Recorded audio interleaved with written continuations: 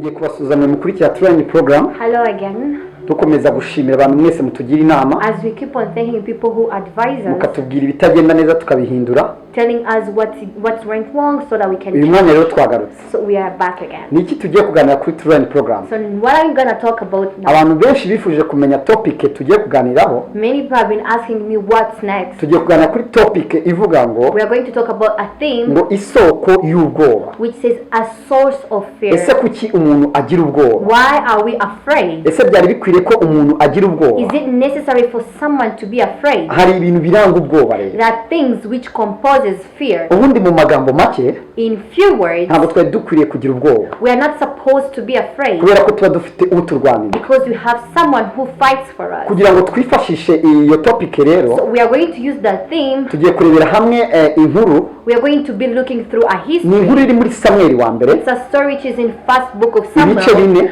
Chapter 4. Turera ku murongo wa mbere tumanuka. Verse 1 till down. Turevuga mu magambo make cyane. We are going to say it in kugira ngo bitwereke ese ubwoba no kubera iki. So that we can see why should we not be afraid. Ese ubwoba buva hehe? Where does afraid come from? Cyari igihe kimwe cyane. So it was one time. Hari umugabo bitaga Eli. He was a prophet called Aaron. Yari umugabo ngo w'umucamanza. He was a judge. Yashobora kukubwira ngo wakoze iki ngiki cyangwa wakoze iki. He could tell you did this or you did not. Yashobora kukubwira ngo nguhaye ikigano cyangwa se ndakikwimye. Punish you in certain way or in another way. Cyangwa se ndakubabariye. He would tell you I'll punish you. It means that he had every opportunity or ability to control a human being. Umugabo nawe yari yarabyaye. But he also had kids, children. Yari yarabyaye abahungu babiri. He had two sons. Abo bahungu babiri rero bo those two sons bari babizi ko papa wabo akora imbere y'Imana. They knew that he was powerful and he was always in presence of God. Bari bazi ko papa wabo aganira n'Imana. They knew that he talked with God. Bari bazi ko bavukiye mu rugo rubamo Imana. They knew they were born in a family which had God. Bari bazi neza yuko urugo rwabo ruyoborwa n'Imana. They knew that their family is guided by God. Ariko igihe cyarageze, but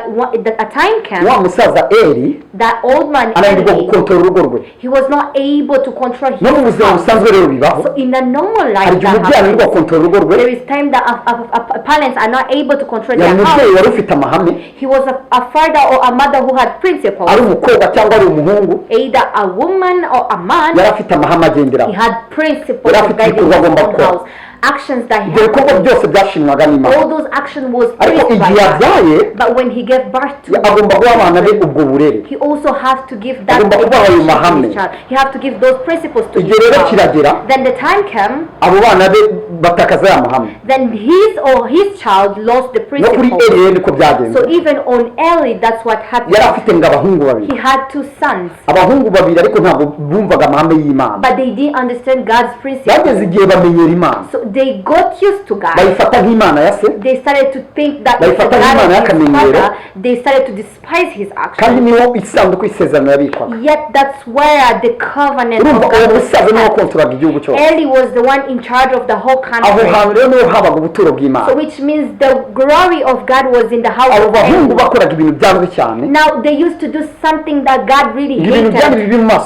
Things which were despised in the eyes of God. They could do sex with other girls. They would steal things. They did really disgraceful things in the eyes of God. At the point that Eli could no longer control them. So in Israel, they used to take the family as a respectful family which can rescue them from the. And then there came a time where Israel says that let's attack. Let's attack the Christians. So in a normal life, there's time that you get used to the way you used to live with God. There's time that you get used or less time to how you used to pray, saying that I live with God. I talk with God. I live a very good life. You live in that despite. And then you don't get to know that God have already left you. And then you commit a lot of sin. You are the one who does. You are the thief. You are the liar. small sins that tugatuma umenyera Imana. you think that God cannot Ugiye punish you. kuryama urasenga, When you go to sleep, you ku play. cyumweru buri gihe urasenga, Every Sunday you go to church. ahantu hose ubuhari, Everywhere you are there. ariko mu by'ukuri ufite ibyaha byakoze inzu. But there are sins which are bounding. Imana rero ntikorana n'umwanda. So God does not work with shame. Utwaha duto usuzugura, The sins that you consider as utwo ni utwaha small, n'umwanda. those are very Imana iba muri uwo despised mwanda God's rero. grace. So God do not live with Igihe such cyarageze things. rero n'abo bahungu So time came, bamenyera gukora utwo twaha duto duto, they get used to do small things, sins, considering them as small. ngo bibwira yuko se ari umunyamasengesho, Telling themselves that their father is going to apologize bibwira ko on papa behalf wabo of hari God. ahantu ahurira n'Imana. Telling themselves that he is going to apologize for us. Bageze aho ngaho banduza inzu ya se. And then at the end of the day, they made the house which used to be grace of God. Abisirayeli rero ngo bataka Abafilisitiya, So the Israel attacked baravuga ngo the ubwo Philistines. twebwe dusenga, They said, since we pray, ubwo tuva kwa Eli, since we are from ubwo abo bahungu be ba Finehasi since his sons are with ari us, abahungu be twaba turi kumwe mu ntambara, since we are with them in this twe battle, biroroshye kuba twatsinda. it's easy for us to win. N'umuntu rero ajya yibeshya cyane. So normally some people Njyewe ngiye kwaka akazi, I'm going to look for a njyewe job, ngiye mu rubanza runaka, I'm going in a certain, njyewe mu kizamini runaka, I'm going an exam. mu by'ukuri ukajyamo utakontorore kubana n'Imana. You go there without minding the way you are living with God wigira igikorwa nowadays. na kimwe ujyamo Do not go in any action utarebye neza uburyo ubanye n'Imana. without thinking of the way you are living with Hari igihe God. umenyera Imana There is time that you get used to God, yaratandukanye nawe yet kera. He's already separated from you. Njyewe nasengaga kera, I used to pray. ubu ngiye gusaba akazi. Now I'm going to ask for Ibyo a ni ibintu job. bihabanye cyane. Those are different things. Uko ni ukumenyera Imana. That's getting used to God. Uri umusambanyi, You commit sexual ariko ngo kubera activity, yuko uvuka mu bantu bakijijwe, but because you're in a family which is a born again, kubera yuko uba mu muryango w'abantu basenga, because you are in a family who have many urumva ko ufite intercessors, autorisation igomba gukora ikintu. you think you have the authority of doing Uko ni it. ukumenyera Imana. That's getting used to God. Abisirayeli baravuga bati rero twebwe So the Israelites said, since us, twubakire ku mateka yacu. let's build on our history. Twatsinze abantu bo muri Egiputa, We've won over dufite Egyptians. uburenganzira butsinda We n'Abafilisitiya. even have authority to win Ubwo over intambara iratangiye, Egyptians. So the battle started. Abisirayeli ngo bataka Abafilisitiya. And then the Israelites attacked the Bibiliya ivuga ngo Egyptians. bagitangira ako kanya The Bible says when they ngo bahise started to batsindwa attack, cyane, they rose. ngo barumirwa. They rose and they got Abafilisitiya nabo ngo surprised. barabasakira, And then the Philistines attacked them. bamaze kubafata, After taking Bibiliya ivuga ngo ambushing barabishe cyane. them, the Bible says they were Abisirayeli killed. baravuga bati ibi ntabyo, Israel say this is ngo not nidusubire inyuma tujye mu ngo zabo. Let's go back in our Bibiliya ivuga ngo bajya houses. mu rugerero, The Bible says they went in the bageze hiding. mu ngo zabo After getting in the hiding ngo baricara place, baravuga ngo ibi ni ibiki, they sat and asked, what's ni this? gute dutsindwa? How can we rule? Ese ntabwo Imana turi kumwe? Isn't God among Twe us? turasenga, We pray, twe turaririmba, we sing. twe tuba imbere y'Imana We are cyane, always in the ndetse presence tuvuka no of mu muryango God. uzwi ko ari umuryango w'Imana. And we are from a family which is known as a God None kubera iki Imana family. yaturetse? Now why did God forsake Ibintu us? ngo birabatungura cyane, They were so bisanga surprised. ngo batsinzwe. And then they found N'abantu rero themselves mu in the buzima busanzwe niko battle. bigenda. Now in normal life that's what Hari igihe happens umuntu to yishora people. mu kibazo, The times that you go into problems, akishora mu kujya guhangana n'umuntu, think that you can go into a lot of things. akishora mu bintu runaka, You go into different things. akishingikiriza uko yari ameze kera. And then you think that God is still on your Ariko hari ijambo side. rivuga ngo But the word of God ngo says, nari umugabo, but there is a word which says that I was a uyu man. munsi nta ntebe mfite. It's not important Uko wari umeze anymore. kera, The way you were in years siko ago, bimeze uyu munsi. this is not the same year. Ushobora kuba warabanaga n'Imana, You used to live in a good way with ukarwana God. kandi ugatsinda. You could fight and Uyu win. munsi ukwiye kurwana, But today you say like, since I wibwira used ko to wari win, umeze maybe I uyu can munsi, fight again. You think since I used to ariko win, I'm going wibwira to ko wari umeze win. cya gihe, You think that the way you used to ariko be, kimeze n'uyu you munsi. think that it's the same way you Ntibazakubeshye. are today. Do not lie to Watsindaga yourself. ugiye gukora ikizamini, You used to win the exam when the exam.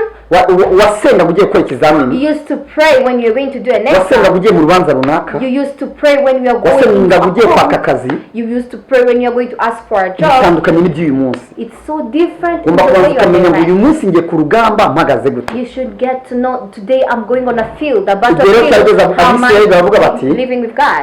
And then the Israelites decided to say, dusubire mu ntambara. let's go back in the battle. Ariko ikintu cyaba kiduteye gutsindwa ni igiki? So but they asked them what made us lose. ngo barigenzura ubwabo So they rechecked baravuga ngo nta themselves. sanduku y'Imana dufite They said we no longer have the confidence ngo of God basubira among ishiro us. So they went back in basubira ishiro Shiloh. ngo bazana isanduku y'Imana They took the covenant ngo of God from isanduku there. y'Imana ikibageramo When they had it among ngo abantu them, bose bariyamira cyane everyone screamed. ngo Bibiliya ivuga ngo isi yose ngo irirangira The Bible said the whole trembled, abafilisitiya bagira ubwoba and the Christian was so baravuga ngo ni igihe afraid. gitumye abisirayeli It was basakuza like, one day the ni Israelites igihe gitumye shout. bavuza induru Why are they screaming? ni igihe gitumye bivuga ibigwi Why are they screaming, speaking about themselves? bagira ubwoba bwinshi They cyane were so afraid. hari n'igihe rero n'umuntu mu buzima So busanzwe in a normal life, there's yibwira ko ari times muri ibyo bihe that people think that they are still in those mbere yo gutangira times. urugamba agakangana Before they go in a battle, they njyewe start ndi to make, umunyamasengesho they start to sing about themselves. I'm njyewe ndi imbere y'Imana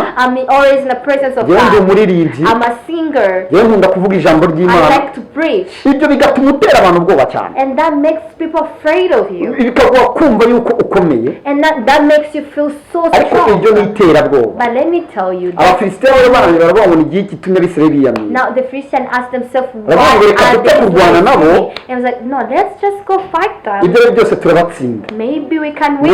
barongera barafatana Now they also uwo mwanya ngo abisirayeli baratsindwa cyane again the Israelites lost, ngo hapfamo abagabo benshi cyane and many lives were lost by them. bituma bose nta n'umwe urokoka No one was saved by them. ngo havamo umugabo umwe gusa Only one man ngo survived, aragenda ageze kuri Eli and he learned to Eli, aramubaza ngo byagenze biti and Eli asked, what's wrong? baramubwira ngo twagiye mu ntambara bose barapfa The man answered Eli, we went in a battle and everyone ndetse n'abahungu died. bawe bapfuye Even your sons are dead. abahungu b'umucamanza bapfuye The sons of the judge are bituma na dead. Eli abo igihe umuru arapfa That made Eli also die because of the news. Eli yari afite umuhungu wari ufite umugore utwite Eli had a son who had a wife who was wa mugore pregnant. abyumvise ko yari atwite After that woman heard that his husband had died, she gave birth. maze kubyara After giving birth, abagore baravuga ngo uyu mwana umwite Ikabod. okay, now the women which helped the woman to give birth to the son, Umwanya. they told him to call they told her to call the son Ichabod. uwo mwanya In that moment, umwana we bamwise ngo icyubahiro gishize muri Isirayeli. the son was called the glory of God is no longer in nta Israel. cyubahiro kikiri mu There Isirayeli. is no longer the glory of God in umuntu wese rero Israel. urwanya intambara So everyone who fought the umuntu wese rero ujya mu battle, ntambara everyone was scanning himself, ariko ko ahagaze hamwe n'Imana checking of how he is with God. hari igihe yibwira yuko uko yari ameze mu mwuka mbere There's time that you think the way you used to be spiritually, ariko agihagaze n'ubu you think that it's the same way that you birasaba are ngo today. ujye gusaba akazi It asks you to go before to go to birasaba ngo a ujye mu job, mashuri yawe before to go to school, birasaba ngo ujye mu gikorwa icyo ari cyo cyose before going in any action. urwanya intambara yose You wizeho have to first Ese mpagararanye study n'Imana? yourself and say, how am I with God? hari igihe wibeshya kuri kumwe This n'Imana time that you despise yourself, Kandi and that icyubahiro you are cy'Imana with God, cyarushizeho. yet the glory of God is already iyo gone icyubahiro from you. cy'Imana cyashize ku And muntu once the glory of God is hari igihe far umukobwa from you, yibwira ngo agiye ahantu runaka time you tell a girl tell herself I'm Akaba going afite ibibazo. somewhere, you come there with a lot of kuko nta cyubahiro problems cy'Imana because kikimuriho you no longer have the glory of hari igihe God. umusore avuga ngo afite icyubahiro There's cy'Imana time that a man tells himself that I have a Cyaramushizeho glory kera. of God, yet it's no longer there ni for him. ngombwa rero yuko So it's a must that mbere yuko ugira aho werekeza before you do anything, mbere yuko ugira icyo ujya gukora before you do any mbere activity, yuko ugira icyo ujya kuvuga before you speak about kugira ngo ibyo anything, bintu byose bigira agaciro for that thing that you're going to say be very ugomba kumenya yuko utari Ikabod you must know that you are not Ichabod. kubera yuko icyubahiro cy'Imana kigomba kukubaho You must know that the glory of God is ahantu with hose you. ugeze ufite icyubahiro cy'Imana Wherever you go with the glory of God, intambara yose ugezemo ufite icyubahiro cy'Imana any battle you can fight with Uko the byaba glory of bimeze God, kose. no matter how you can be, nta mufilisiti ukwegera no Christian can icyo win gihe over you. uratsinda You can win. kuri turani porogaramu So rero on training icyo program, tubasaba what we are asking you, wijya mu rugamba utasuzumye do not go in the battle without scanning yourself. bansuzume umutima wawe First scan your heart. bansuzume ubwiherero bwawe First n'Imana scan your intimacy with umenye God urugamba ujya kurwana and get to narwo know the battle you are going to fight. iyo ugiye mu rugamba utazi uko uri kumwe n'Imana Because when you go in a battle without knowing war or without being sure that you are still with God, ibyo biba isoko y'ubwoba that becomes a source of fear. bansuzume rero ukuri kumwe n'Imana So first get to know that you are mbere still yuko God ugera mu kindi cyiciro. before you go on any other step or you take any other step. turabashimira mwe mukurikira True So program. thank you very much you who follows mukomeze mushake Imana, Keep on searching for God. mukomeze mukore ibikorwa bitandukanye, Keep on doing many different mukomeze activities. mwifuze kujya imbere, Keep on looking for abe mu bucuruzi bwawe, either in business, abe mu mashuri yawe, studies, abe mu rugo rwawe, your house, ahantu hose ukeneye kujya, everywhere you want to go. banza usuzume yuko uri kumwe n'Imana, First scan that you are still utazigera with uba God, ikabo, so that you cannot become Ichabod, ukibwira yuko ufite icyubahiro cy'Imana and tell yourself that you still have the glory of kandi icyubahiro God, cy'Imana cyaragushizeho. yet it's already gone mwakoze from you. kudukurikira. So thank you for following Imana us. y'umwijuru ibahe umugisha. May the Lord from heaven bless you.